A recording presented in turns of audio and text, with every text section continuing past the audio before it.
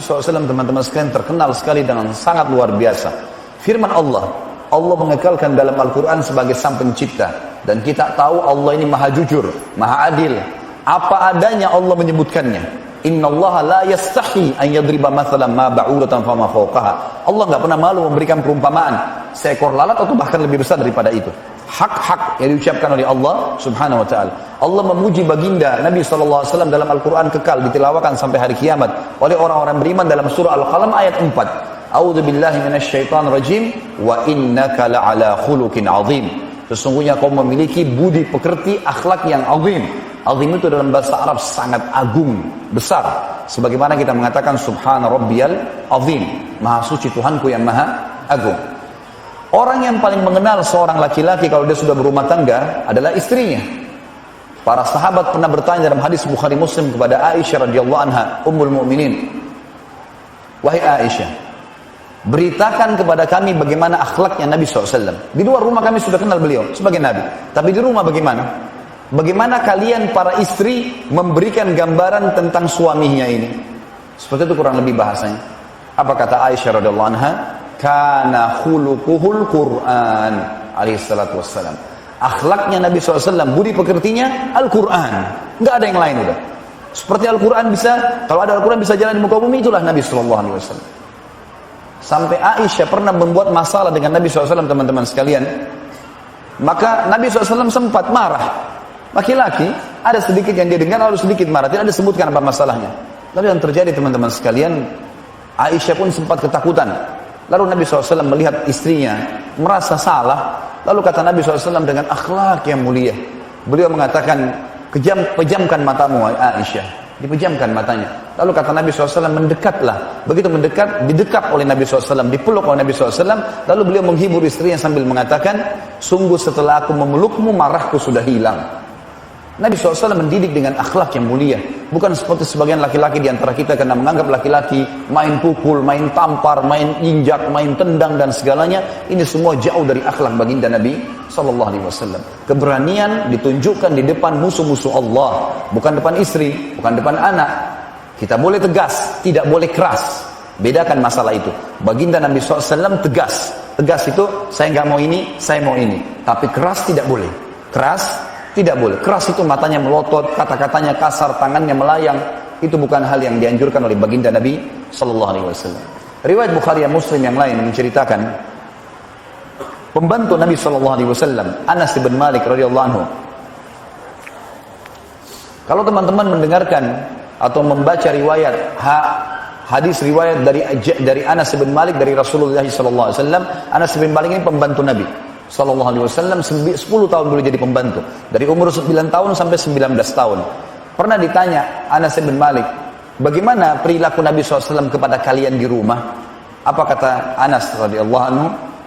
Saya bekerja menjadi pembantu selama 10 tahun di rumah Nabi SAW.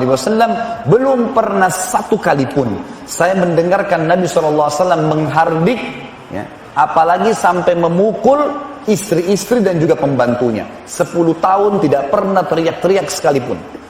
Dalam riwayat Bukhari dikatakan, Anas bin Malik waktu umur 10 tahun, baru 1 tahun bekerja dengan Nabi SAW, dia mengatakan Rasulullah SAW menyampaikan hajat, ingin saya membelikan sesuatu di pasar. Saya pun memegang uangnya, kemudian saya keluar dari rumah. Begitu di halaman masjid, saya temukan ada anak-anak yang sebaya dengan saya, bermain-main, seperti umumnya anak-anak di umur 10 tahun. Maka saya pun ikut bermain-main dan saya lupa hajat Nabi SAW. Tiba-tiba saya dengarkan suara dari belakang saya mengatakan, wahai Unais. Nama Anas, namanya sahabat ini Anas. Orang Arab teman-teman sekalian kalau dia mau panggil seseorang dengan panggilan sayang, ada namanya ismu tasghir. Mengecilkan sesuatu itu. Seperti Anas dipanggil Unais, itu panggilan sayang. Seperti Aisyah radhiyallahu anha memiliki pipi yang kemerah-merahan, maka Nabi SAW memberikan julukan. Sebenarnya wanita yang berkulit merah-merah itu di bahasa Arabnya dengan merah hamra, ya, muannasnya hamra. Tapi karena Nabi SAW panggil dengan kalimat sayang, dikatakan Humaira, dikecilkan. Seperti itulah. Maka Anas lagi pembantu disuruh untuk beli sesuatu sehingga main-main sama teman-temannya. Kira-kira kalau posisi antum ini, antum ngapain orang itu? Maka baginda Nabi SAW mengatakan, wahai Unais, dipanggil panggilan sayang. Lalu Anas mengatakan, saya pun balik, ternyata dia Nabi SAW. Saya sempat ketakutan. Lalu saya terhibur karena Nabi SAW mengatakan, tidak kau selesaikan hajatku dulu, baru engkau bermain? Kata Anas, baik ya Rasulullah. Langsung dia pergi. Dalam hadis Bukhari dikatakan, Aisyah berkata radhiyallahu anha, bahwasanya Nabi SAW tidak pernah marah kalau berhubungan dengan haknya pribadi. Kalau masalah haknya dia diselesaikan. Dan dia hanya marah kalau sampai hukum-hukum Allah dilanggar. Hukum-hukum Allah dilanggar. Beliau pernah menghajar istrinya. Semua istri Nabi SAW pernah dihajar sebulan. Nabi SAW tidak menggauli mereka. Karena mereka ternyata sudah ditentukan nafkahnya oleh Nabi SAW. Dan itu penentuan dari langit. Allah yang menentukan untuk Nabi SAW. Lalu mereka tidak menerima masalah itu. Maka Nabi SAW diperintahkan untuk Allah menghajar mereka. Selama sebulan Nabi SAW tidak menggauli mereka. Tapi tetap Nabi SAW menjaga akhlak. Menanyakan dari depan pintu. Ya. Bagaimana kabar kalian? Apa hajat kalian?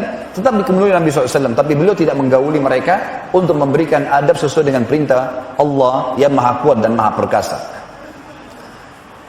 Teman-teman sekalian, di antara akhlak yang dinukil oleh para ulama tentang Nabi SAW adalah masuk Islamnya seorang pendeta Yahudi. Saya tidak temukan nama orang ini dalam riwayat, tetapi disebutkan seorang ruhban, pendeta Yahudi. Pernah Nabi SAW berutang padanya, mengambil 20 sak kurma. Maka Nabi SAW waktu itu sepakat akan dibayar di waktu tertentu. Belum tiba waktunya, Nabi SAW lagi nyampaikan seperti pengajian, wahyu, sahabat lagi pada ngumpul semuanya.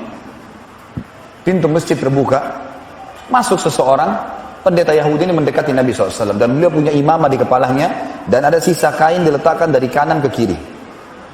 Tiba-tiba saja, orang Yahudi ini datang, berdiri, tidak pamit, tidak apa-apa di masjid yang Nabi SAW, sahabat semua lagi pada ngumpul dengarkan hadits.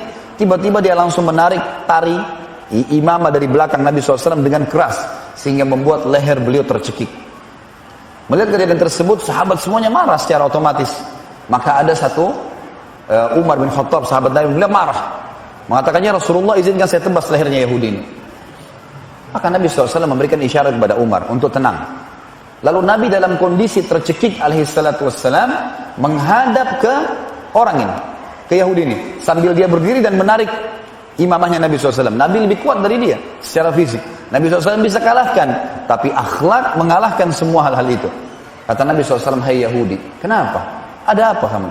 Dia bilang, hai Muhammad, bayar segera utangmu. Dan saya tahu kalian orang-orang Quraisy suka nunda-nunda bayar utang. Orang ini sudah minta dibayar, caci maki lagi, gitu kan? Maka Nabi SAW dengan sangat tenang balik ke arah Umar lalu berkata, hai Umar, pergi ke Baitul Mal, ambil 20 sak utang saya, bayar Yahudi ini, tambah 20 sak lagi. Kata Umar, ya Rasulullah, 20 sak pertama utang anda, 20 sak kedua untuk apa? Kata Nabi SAW, hukuman karena kau telah menakut-nakuti dia. Umar yang dihukum oleh Nabi SAW. Maksudnya apa? Kalau saya ada jangan ambil keputusan. Apalagi ini penawarannya penggal lehernya ya Rasulullah. Ini bukan main-main. Maka apa yang terjadi teman-teman sekalian? Umar bin Khattab pun pergi ke Baitul Mal, diikuti oleh Yahudi ini. Umar karena jengkelnya ditinggal Yahudi ini. Sampai tiba di Baitul Mal, disiapkan 20 sak itu. Setiap Yahudi ini mau ngomong, Umar selalu hilang hindari, nggak mau mendengar omongannya gitu. Sampai dia mengatakan, hai Umar, saya tahu kau marah dengan saya. Tapi kalau kau mau dengarkan apa yang saya sampaikan. Waktu Umar sudah siapkan 20 sak kurma, utang Nabi SAW, baru 20 sak yang kedua, Yahudi itu bilang, nggak usah siapin buat saya. Kata Umar, saya nggak mau dengar kamu. Ini perintah Nabi SAW. Dia bilang, dengarkan hai Umar. Kata Umar, baik, ucapkanlah. Dia bilang, hai Umar, apa kau kira saya ini gila? Masuk ke masjid kalian, mencekik raja dan nabi kalian, menagih utang belum waktunya. Apa kau berpikir Umar, kenapa saya lakukan itu? Kata Umar, saya tidak tahu. Kan kau tahu dia Rasulullah SAW. Kata Yahudi, iya saya tahu. Sungguh hai Umar, saya menemukan ciri kenabian, nabi terakhir dalam Taurat pada diri Muhammad semuanya. Sudah ada semuanya. Namanya, fisiknya, semua sudah ada. Tinggal satu. Ada satu ayat dalam Taurat disebutkan ciri Nabi terakhir itu, ghalaba hilmuhu ghadabuh. Kasih sayangnya mengalahkan emosinya. Tadi itu saya kerjakan, Umar sengaja mancing emosinya. Saya sudah pertaruhkan nyawa saya. dan ternyata terbukti, dan sekarang saya ucapkan Umar, asyhadu an la ilaha illallah wa anna Muhammadar Rasulullah. Masuk Islam Yahudi ini teman-teman sekalian karena akhlak baginda Nabi sallallahu alaihi wasallam. Nabi SAW tidak pernah terburu-buru menilai orang. Orang yang dilihat berbuat salah diingatkan, walaupun sudah pernah diingatkan lalu berbuat lagi diingatkan. Nabi SAW tidak pernah melakukan dengan emosional. Disebutkan dalam sebuah riwayat, ada seorang sahabat baru masuk Islam, teman-teman sekalian, baru masuk Islam, 2 minggu tinggal di Madinah. Dia gembira sekali dengan Islam, dan ternyata tradisi sukunya, kalau ada orang yang dihormati, kepala suku kah atau siapa saja, maka yang mereka lakukan adalah dihadiahkan khamr, minuman keras untuk orang itu. Orang ini dia ingin buat seperti kejutan, sebuah surprise untuk Nabi SAW. Dia keluar di Madinah, keliling di pasar, nggak ada orang jual khamr. Khamr sudah diharamkan. Dia keluar dari Madinah, dicari mana perkampungan atau kota lain yang masih jual. Jauh dia pergi sampai sehari. Besoknya baru balik, dapat khamr dengan kendi yang bagus, terbuat dari kulit unta dan seterusnya. Dibungkus dengan rapi, kemudian dia masuk ke dalam masjid. Nabi SAW lagi duduk nyampein pengajian. Dia bawa khamr itu. Semua sahabat tahu kalau ini khamr. Sekarang kalau ada orang masuk masjid sini bawain bir di sini gimana? Hah? Sahabat semua bilang gila nih orang nih. Ini bawa khamr. Nabi SAW lihat, Nabi biarin. Dibawa sampai di hadapan Nabi SAW, lalu dia mengatakan apa? Silahkan ya Rasulullah. Orang ini mengatakan apa? Silahkan. Artinya ini hadiah dari saya. Apa cara Nabi SAW mendidik dia, teman-teman sekalian? Lihat, akhlak da'i, akhlak seorang Nabi harus diambil. Kata Nabi SAW, apa kau belum tahu kalau ini diharamkan oleh Allah? Orang itu langsung spontan mengatakan, tidak ya Rasulullah. Saya baru masuk Islam 2 minggu. Dalam tradisi suku kami kalau hormati seseorang, kami hadiahkan khamr. Maka kata Nabi SAW, sesungguhnya Allah telah mengharamkan, maka buanglah. Spontan orang itu ambil, dibuang di depan masjid, lalu dihancurkan, dirusak tempat kendihnya. Barulah para sahabat memahami bagaimana akhlak Nabi SAW dalam mendidik para sahabatnya.